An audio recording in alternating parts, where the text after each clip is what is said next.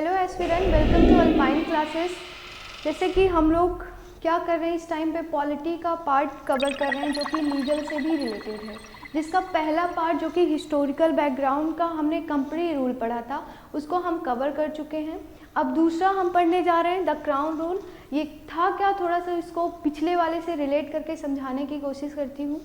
जैसे कि हमने पहले क्या पढ़ा था कि हमारे यहाँ ईस्ट इंडिया कंपनी, जो इंग्लिश ईस्ट इंडिया कंपनी थी, सबसे पहले एक ट्रेडिंग कंपनी के फॉर्म में यहाँ पे आती है। कब आती है? वो आती है 1608 में। कब आती है? 1608 में। और वो किसके तहत आती है? वो एक चार्टर एक्ट था, एक चार्टर जो क्वीन एलिजाबेथ ने एक्सेप्ट किया था। कब? 1600 में। इसके तहत वो आती है। इस चार्टर में बेसिकली था क्या? ये चार्टर सिर्फ इतना था कि जो ब्रिटेन एक कंट्री है, जो वहाँ से जो है सिर्फ एक ही कंपनी ईस्ट में जाएगी ट्रेड करने के लिए, और उसका क्या नाम था? English east India company. ये आती है। इसके बाद एक आती है, सिर्फ इंग्लिश ईस्ट इंडिया कंपनी नहीं थी हमारे यहाँ, मतलब कि हमारे यहाँ सिर्फ इंग्लिश ही नहीं ट्रेड करते थे। इसके पहले डचीज थे हमारे यहाँ, फ्रांस भी था हमारे यहाँ। जब आता है सबसे पहले इंग्लिश ईस्ट इंडिया कंपनी, तब सबसे पहले उसका सामना होता है फ्रांस ईस्ट इंडिया कंपनी से। कहाँ से? फ्रांस ईस्ट इंडिया कंपनी से। फ्रांस और इंग्लिश ईस्ट इंडिया कंपनी के बीच में एक वार होता है जिसका नाम है कार्नेटिक वार। कार्नेटिक वार में फ्रांस हार जाता है और जो है इंग्लिश ईस्ट इंडिया कंपनी जीत जाती है। पहला स्टेप था इंग्लिश ईस्ट इंडिया कंपनी का, सक्सेसफुल स्टेप था। उसके बाद क्या होता है? इंग्लिश ईस्ट इंडिया कंपनी आती है हमारे यहाँ। फिर उसके बाद क्या करती है? कई जगह ट्रेड करती है। फिर सबसे पहले ये क्या होता है? फिर बंगाल में जाती है। बंगाल में सबसे पहले बंगाल ही वो जगह थी जहाँ से इसने अपना पॉलिटिकल बॉडी बनाना शुरू किया। बंगाल में जाती है तो एक इम्पॉर्टेंट वहाँ पर भी वॉर होता है जिसको हम बैटल ऑफ प्लासी कहते हैं। बैटल ऑफ प्लासी किसके बीच में हुआ था? ईस्ट इंडिया कंपनी के बीच में हुआ। ईस्ट इंडिया कंपनी और सिराजुद्दौला जो कि वहाँ के नवाब थे, उनके बीच में हुआ था। लेकिन सिराजुद्दौला का जो कमांडर इन चीफ था वो मीर जफर थे। कौन थे? मीर जफर को क्या किए थे? रॉबर्ट क्लाइव, जो कि उस टाइम पे ईस्ट इंडिया कंपनी को रिप्रेजेंट कर रहे थे, उनको मिला लिए थे। जिसकी वजह से क्या होता है कि सिराजुद्दौला हार जाते हैं और उनको मार दिया जाता है। उसके बाद फिर धीरे धीरे क्या होता है, ये लोग बंगाल, फिर उड़ीसा, ये सारी चीज़ें हम बात कर चुके हैं। फिर धीरे धीरे क्या हो जाता है, और फिर उसके बाद हमने बताया था ये एक्ट लेके आते हैं जिससे पहले जो गवर्नर्स होते थे अलग अलग, उसमें से एक बना दिए जाते हैं, गवर्नर जनरल बना दिए जाते हैं बंगाल के। मतलब फिर जो अदर प्रेसिडेंसीज थे वो उसके अधीन हो जाती हैं। ये सारी चीज़ें होती हैं। फिर उसके बाद क्या होता है, ऐसे होते होते आ जाता है 1857। आप सभी को पता होगा 1857 का रेवोल्यूशन, जिसको हम क्या बोलते हैं? जिसको बोलते हैं first freedom fight of India. इसको बोलते हैं हम 1857 को। वो 1857 के होने का ना कई रीज़न था। अगर उसको देखें तो सबसे पहले डॉक्ट्राइन ऑफ लैप्स था। उसके बाद जो र्यूमर स्प्रेड हुआ था एक कि जो है गाय और सुअर के मांस से उनके जो कारतूस हैं वो बनते हैं, ये सारी चीज़ें थी। और इसकी वजह से हुआ 1857 का रेवोल्यूशन। जब 1857 का रेवोल्यूशन हुआ तो वो सक्सेसफुल नहीं रहा, लेकिन कंपनी को ये रियलाइज़ हो गया था और ब्रिटेन को कि भाई अब यहाँ पे कोई कंपनी नहीं राज कर सकती है।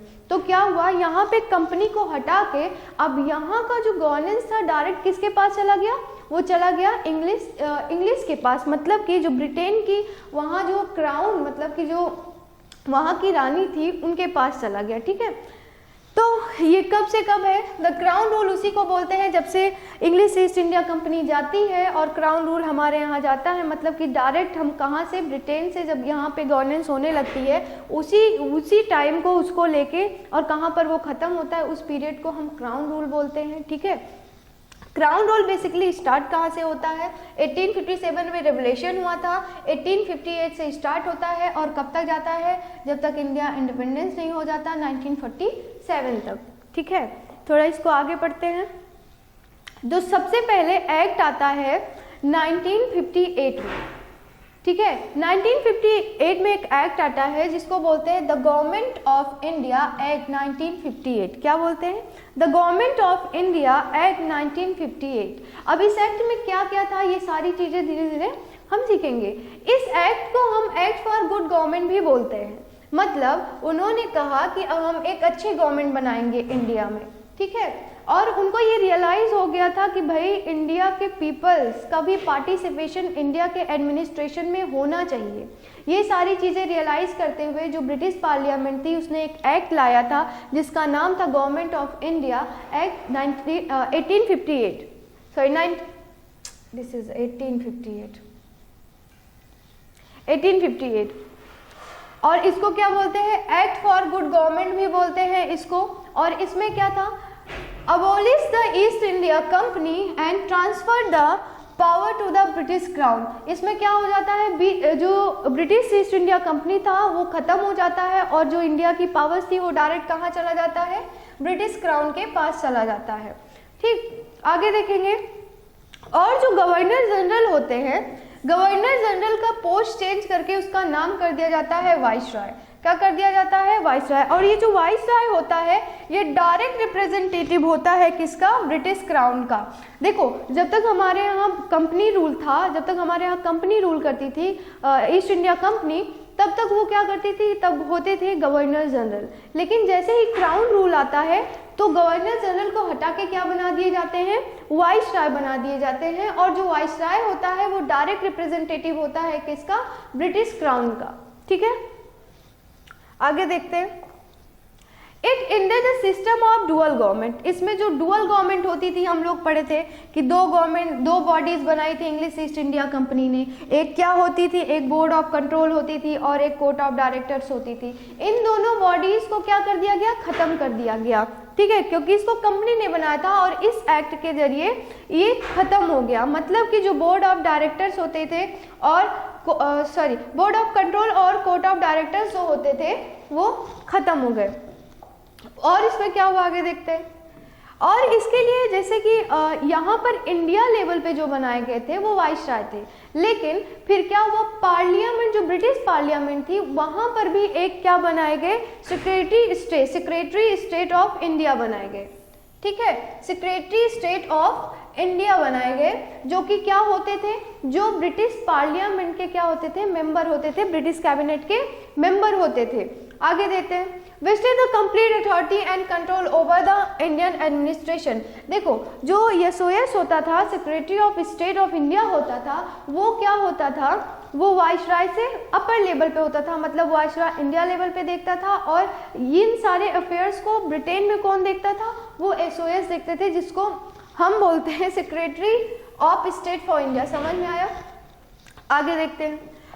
और ये कौन होते थे, ये ब्रिटिश कैबिनेट के मेंबर हुआ करते थे। क्या होते थे, ब्रिटिश कैबिनेट के मेंबर हुआ करते थे। यहां पर देखते हैं, the secretary of state was the member of member of British cabinet. मतलब जो सेक्रेटरी ऑफ स्टेट होते थे वो ब्रिटिश कैबिनेट के मेंबर होते थे। आगे, और इनके लिए जैसे कि अकेला जो ब्रिटिश कैबिनेट का जो मेंबर था, सेक्रेटरी ऑफ स्टेट, वो अकेले तो सारा काम नहीं संभाल सकता था। ठीक है, तो उसके लिए क्या बनाई गई, उसके लिए 15 मेंबर्स की एक काउंसिल बनाई गई जो कि सेक्रेटरी ऑफ स्टेट को असिस्ट करते थे। ठीक है, और क्या हुआ, जो लॉर्ड कैनिंग थे वो पहले वाइसरॉय थे इंडिया के। मतलब कि जब कंपनी रूल चला गया उसके बाद इंडिया के जो पहले वाइसरॉय बने थे वो कौन थे, लॉर्ड कैनिंग। कोई प्रॉब्लम? इसको एक बार फिर से देखते हैं, फिर से रिवाइज करने की कोशिश करते हैं। देखो हमारे यहाँ कंपनी रूल खत्म हो जाता है, अब किसका रूल आता है, अब हमारे ऊपर डायरेक्ट क्राउन का, जो ब्रिटिश क्राउन का रूल होता है वो हमारे ऊपर होता है। The government of India act सबसे पहले ये लेके आते हैं। क्या लेके आते हैं, इसमें क्या होता है, और इस एक्ट को हम क्या बोलते हैं, एक्ट फॉर गुड गवर्नमेंट बोलते हैं। क्या बोलते हैं, एक्ट फॉर गुड गवर्नमेंट। और ये क्या करता है, ईस्ट इंडिया कंपनी को ख़त्म कर देता है और मतलब इंडिया से ये जो एडमिनिस्ट्रेटिव पावर थी उसका ख़त्म कर देता है। और क्या जो पावर्स थी इंडिया की वो किसके पास ट्रांसफ़र हो जाती हैं, ब्रिटिश क्राउन के पास ट्रांसफ़र हो जाती हैं। ठीक है, और गवर्नर जनरल को बदल के क्या कर दिए जाते हैं, वाइसरॉय कर दिए जाते हैं। क्या कर दिए जाते हैं, वाइसरॉय कर दिए जाते हैं। और क्या बनाया जाता है, एक सेक्रेटरी जनरल बनाया जाता है, जो कि कौन होते हैं, जो कि ब्रिटिश कैबिनेट के मेंबर होते हैं। ठीक है, आगे देखते हैं। और जो 2 बॉडीज होती थी उन दोनों बॉडीज को ये खत्म कर देते हैं। मतलब बोर्ड ऑफ कंट्रोल और कोर्ट ऑफ डायरेक्टर्स दोनों को ये खत्म कर देते हैं। ये सेक्रेटरी ऑफ स्टेट इंडिया ये बता चुकी है, एक सेक्रेटरी ऑफ स्टेट बनाया जाता है जो कि ब्रिटिश कैबिनेट के मेंबर होते थे, वो बेसिकली वहीं पे रहते थे, कभी कभी घूमने उमने आ जाया करते थे, ठीक है। और उनको असिस्ट करने के लिए 15 मेंबर्स की क्या बनाई गई, काउंसिल बनाई गई। आगे देखते हैं। और लॉर्ड कैनिंग क्या थे, पहले वाइसराय थे इंडिया के। आगे देखते हैं।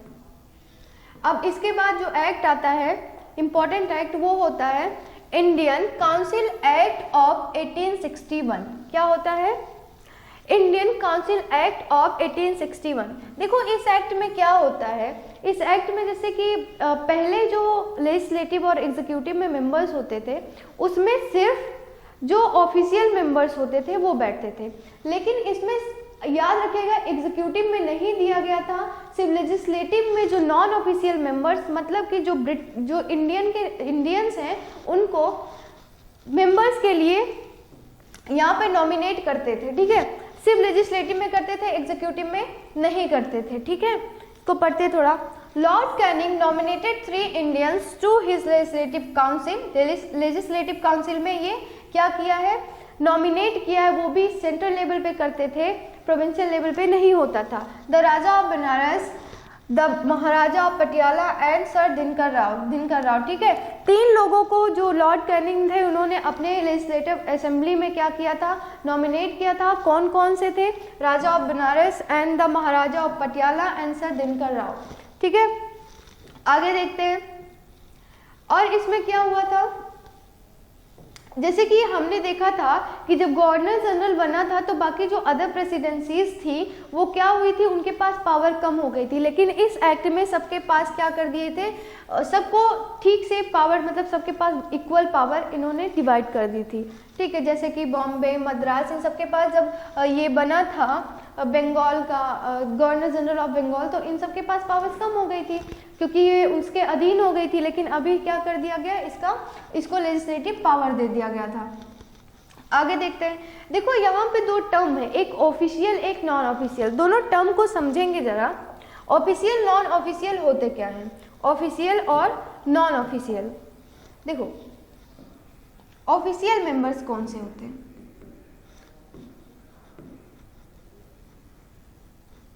ऑफिशियल मेंबर्स वो होते थे, ऐसे मेंबर्स होते थे जो कहाँ से चूज होके आते थे, ब्रिटेन, जो ब्रिटिश पार्लियामेंट थी जो वहाँ से चूज होके आते थे, उनको हम ऑफिशियल मेंबर्स बोलते थे। और नॉन ऑफिशियल मेंबर का मतलब है, नॉन ऑफिशियल मेंबर का मतलब है कि जो इंडियन पीपल्स थे उनको हम क्या बोलते थे, नॉन ऑफिशियल मेंबर्स बोलते थे। भले ही इस एक्ट में हमें दे दिया गया हो कि नॉन ऑफिशियल मेंबर्स भी यहाँ पे रहेंगे, लेकिन जो मेजॉरिटी थी, मेजॉरिटी में कौन था, मेजॉरिटी में ऑफिशियल मेंबर्स ही थे, ठीक है। मतलब अभी भी सिर्फ नाम मात्र के क्या थे, नॉन ऑफिशियल मेंबर्स थे। आगे देखते हैं। अब जो ये एक्ट है, ये कौन सा एक्ट है, इंडियन काउंसिल एक्ट ऑफ 1892, ठीक है। इसमें क्या था, इसको पढ़ते हैं।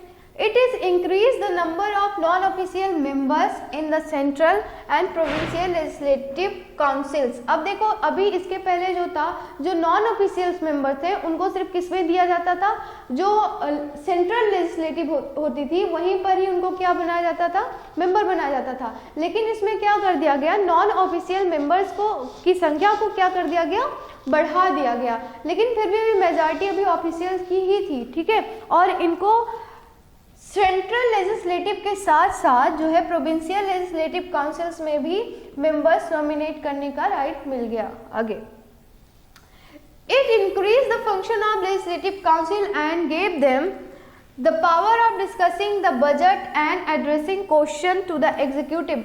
याद रखिएगा एग्जीक्यूटिव के मेंबर नहीं थे, एग्जीक्यूटिव से क्वेश्चन अराइज करने का और बजट पे डिस्कस करने का यहाँ पे इनको राइट दे दिया गया था, ठीक है। किसको, लेजिस्लेटिव काउंसिल्स, ठीक है। यहाँ पे लेजिस्लेटिव काउंसिल के कामों को बढ़ाया गया और क्या किया गया, उनको जो बजट है, बजट के ऊपर डिस्कस करने का और क्वेश्चन पूछने का एग्जीक्यूटिव का राइट दे दिया गया, ठीक।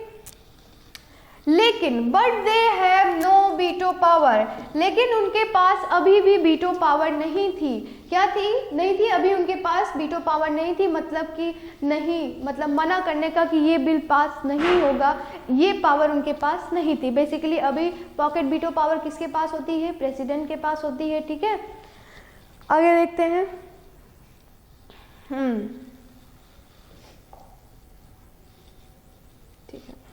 It provided for the nomination of some non-official members of the Central Legislative Council by Viceroy on the recommendation of the Provincial Legislative। देखो जब वो आया था उसमें जो है जो वाइसराय था अपने आप से क्या करता था? नॉमिनेट करता था। अब अपने आप से नॉमिनेट करेगा तो किसको करेगा? चमचा ब्रिटिशर्स को ही करेगा ना, मतलब वो किसको नॉमिनेट कर रहा था? जो उसके चमचे थे उनको नॉमिनेट कर रहा था। फिर इंडियन पीपल्स ने कहा भाई हमारा कहाँ फायदा है, तुम तो अपने ही जो तुम्हारे लिए प्रॉफिटेबल है उसी को तुम चूज कर ले रहे हो।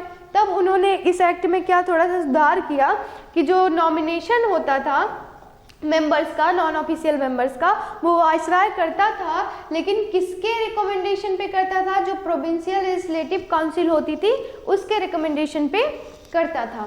ठीक है, आगे देखते हैं। ये जो एक्ट आता है इसके पहले मैं बता दूं 1909 के पहले ही यहाँ पे एक मुस्लिम लीग, जो हमारी मुस्लिम लीग थी, आगे चल के इसने बड़ा कांड किया था जिसकी वजह से हमारा भारत पाकिस्तान क्या हुआ? डिवाइड हो गया। बेसिकली उनकी भी गलती नहीं थी, गलती तो किसकी थी? ब्रिटिशर्स की डिवाइड एंड रूल की पॉलिसी फॉलो किए। मुस्लिम लीग इसके पहले बन चुकी थी 1906 में। ठीक है, ये थोड़ा सा था, मैंने बता दिया।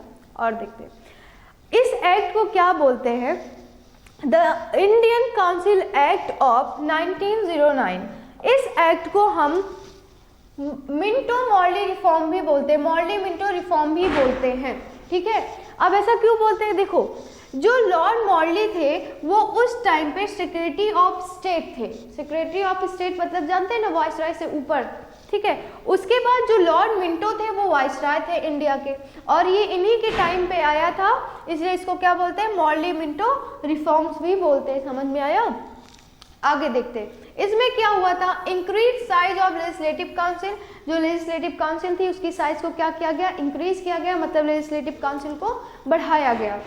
और यहाँ पे एक इंपॉर्टेंट चीज, जो सत्येंद्र प्रसाद सिन्हा थे, सत्येंद्र प्रसाद सिन्हा पहले इंडियंस थे।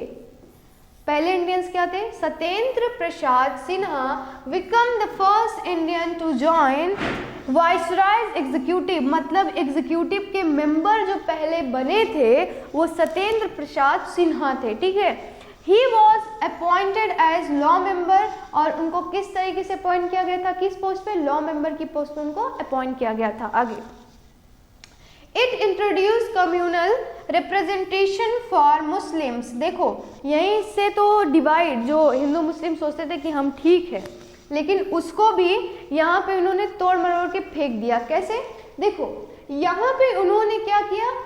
ये सेपरेट इलेक्टोरेट का किया, मतलब कि अगर किसी एरिया में मुस्लिम से हैं, वहाँ पे रिप्रेजेंटेटिव कोई मुस्लिम से, तो वहाँ पे हिंदू वोट नहीं देंगे। समझ में आया? इन्होंने मुस्लिम के लिए क्या किया? कम्युनल रिप्रेजेंटेशंस किया। समझ में आया?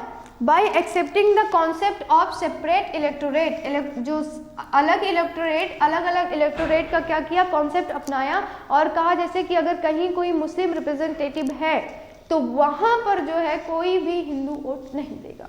ठीक, आगे देखते हैं। और लॉर्ड मिंटो को क्या माना जाता है? Father of communal electorate. Father of communal electorate के लिए किसको माना जाता है? मिंटो ने, क्योंकि सबसे पहले किस एक्ट में आया था, जिसको हम मॉर्ली मिंटो रिफॉर्म बोलते हैं, इंडियन काउंसिल एक्ट ऑफ 1909।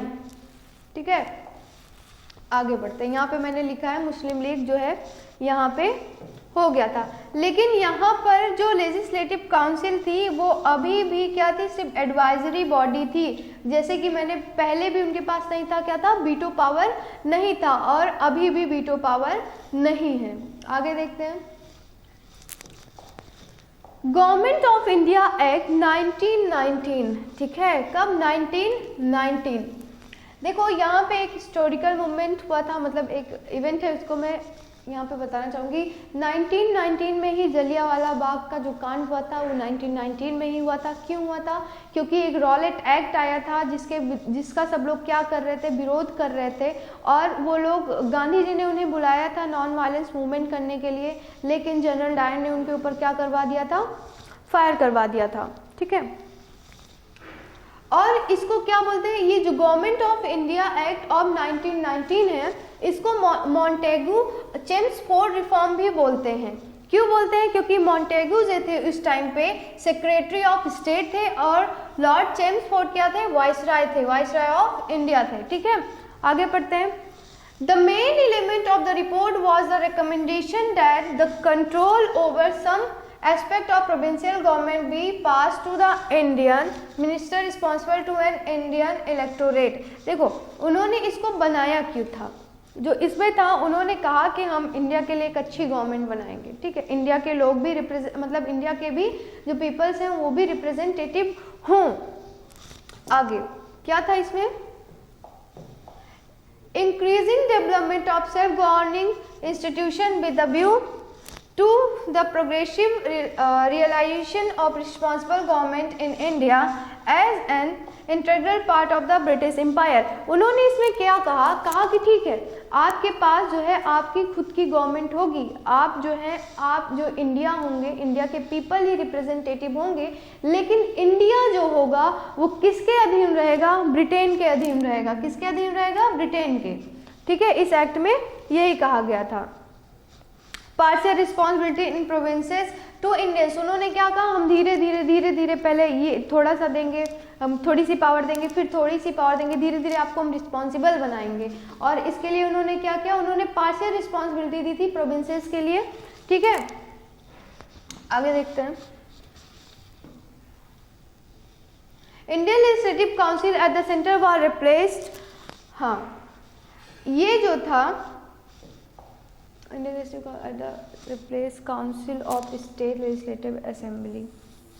देखो यहाँ दो चीज़ें हुई थी, इसको क्या, इंडियन लेजिस्लेटिव काउंसिल जो था उसको रिप्लेस करके क्या बना दिया गया था, council of state and legislative assembly. दो चीज़ें बनाई गई थी, दोनों अलग अलग है। मतलब जो लेजिस्लेटिव काउंसिल होती थी, अब उसको हटा के दो चीज़ें ले आई। क्या? एक काउंसिल ऑफ स्टेट, जिसको हम क्या बोलते हैं, राज्यसभा बोलते हैं, लेकिन उस टाइम में हम राज्यसभा नहीं बोलते थे, उसका एज इट इज नाम होता था council of state and legislative assembly. मतलब दो बॉडीज बना दी गई, कौन सी, council of state and legislative assembly, दोनों अलग अलग हैं।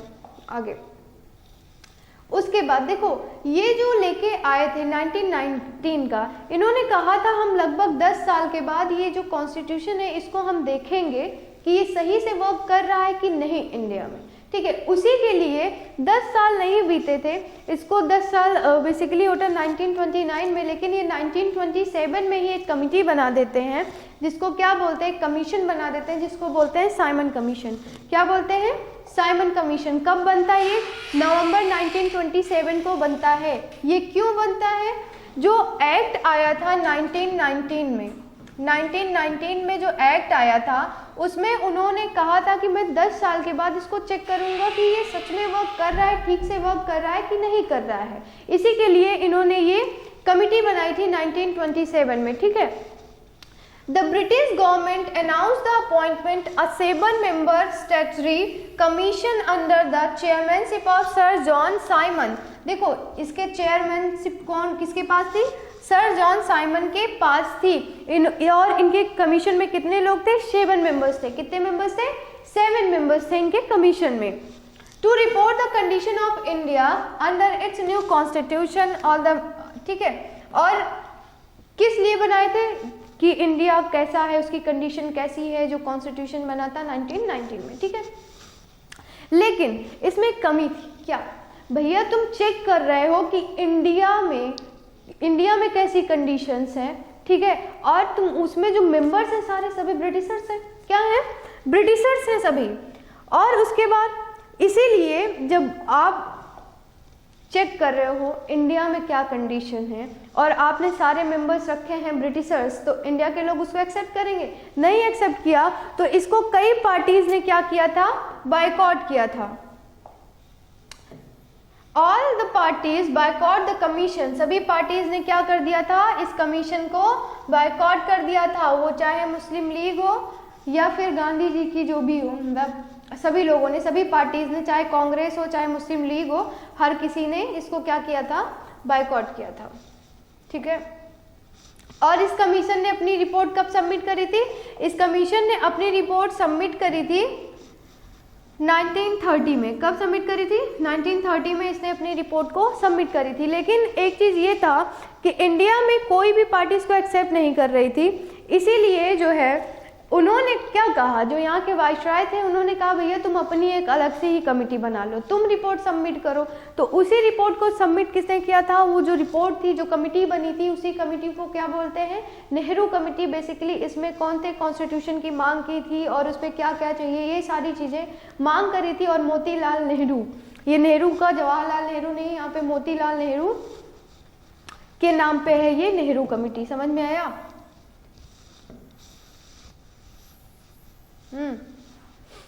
ठीक है, आगे चलते हैं। अब मोस्ट एंड सबसे ज़्यादा इम्पॉर्टेंट चीज़ आता है the government of India act 1935।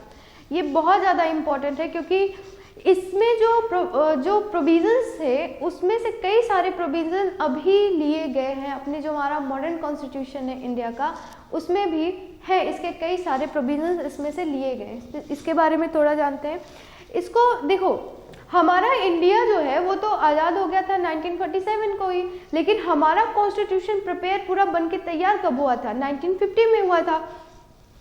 तो इतने टाइम तक क्या चल रहा था, कौन सा कॉन्स्टिट्यूशन चल रहा था, वो यही चल रहा था, गवर्नमेंट ऑफ इंडिया एक्ट 1935। ठीक है, इसको इंटरिम कॉन्स्टिट्यूशन ऑफ इंडिया भी कहते हैं। ठीक, it provided for the establishment of all India federation and princely state as unit. इसमें क्या था, ये कहा था कि जो सभी इंडिया है, जो अलग अलग हैं, अलग अलग प्रोविंसेस हैं, उनको जुड़ के रहने के लिए, मतलब फेडरेशन की बात यहाँ पे कही गई थी। ठीक है, the act divided the powers between the centre and units in term of 3 lists. और इस एक्ट ने क्या किया था, पावर्स को डिवाइड कर दिया था, डिवीजन ऑफ पावर किया था 3 लिस्ट में, federal list, provincial list and concurrent list. In 3 list में इन्होंने पावर क्या कर दिया था, डिवाइड कर दिया था।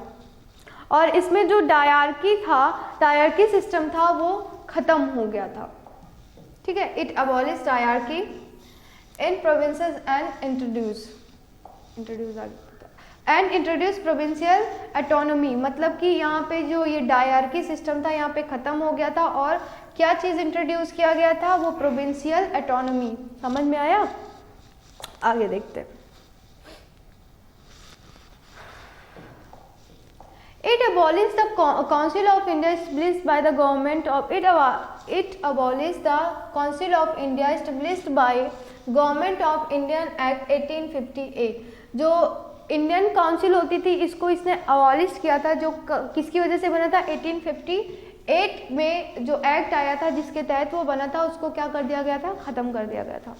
It provided for the establishment of a reserve bank. और 1935 का जो एक्ट आता है, the government of India act 1935, उसके तहत ही क्या होता है, रिजर्व बैंक की स्थापना होती है। किसकी होती है, रिजर्व बैंक की स्थापना होती है। और एक फेडरल कोर्ट भी बनाया जाता है, जो कि आता है, तो ये अभी 1935 के एक्ट में ही आया था, लेकिन ये बन के तैयार कब होता है, 1937 में। ठीक है, आगे देखते हैं।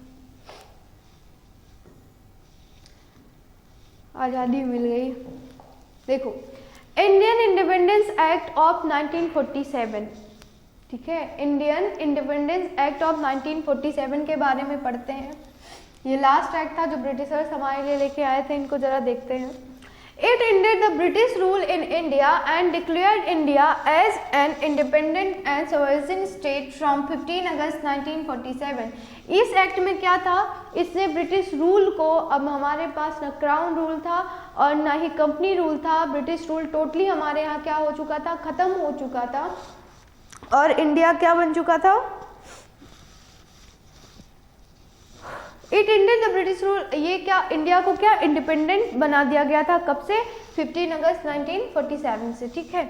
आगे, it provided the partition of India and created 2 independent dominions, India and Pakistan. जो इंडिया एंड पाकिस्तान का बंटवारा होता है वो भी ये कर देते हैं, 2 इंडिपेंडेंस, 2 अलग अलग क्या बना देते हैं, डोमिनियंस बना देते हैं, एक इंडिया दूसरा पाकिस्तान। और उसके बाद abolish the office of viceroy, viceroy का काम ही खत्म, तो ऑफिस का क्या करेंगे, वाइसराय के ऑफिस को क्या करते हैं, ये खत्म कर देते हैं। और सभी जो डोमिनियंस थे अलग अलग, उनको एक एक गवर्नर जनरल क्या करते हैं, ये प्रोवाइड करते हैं। और जो कौन अपॉइंट करता था, ब्रिटिश किंग करता था, किसके एडवाइस पे, जो डोमिनियंस की कैबिनेट होती थी उसके एडवाइस पे, ठीक है। आगे,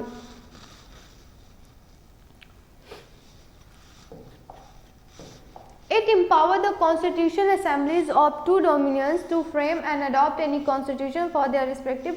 देखो इन्होंने ये कहा भैया कि आप अपना अलग अलग क्या बनाइए, कॉन्स्टिट्यूशन असेंबलीज बनाइए, और क्या करिए आप लोग अपना अलग अलग कॉन्स्टिट्यूशन बना लीजिए, जिसके बेसिस पे आप क्या करिए, गवर्न करिए।